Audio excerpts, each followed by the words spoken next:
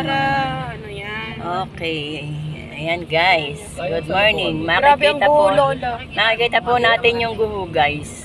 Pakikita ko sa inyo yung guho. Ayan. Dar, nakita mo na, di ba? Dito. Dito po sa gawing ito guys. Pang ano po ito guys? Pang ilang barangay mula sa atin? Pang 4 ba? Pang 4 na barangay. Oh my God. Bless us, Lord. Bless us, Lord.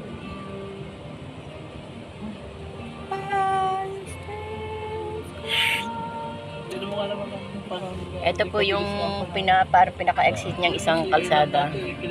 Tapos meron pa doon sa may bandang baba. Exitan po to guys. Yan. Yan guys.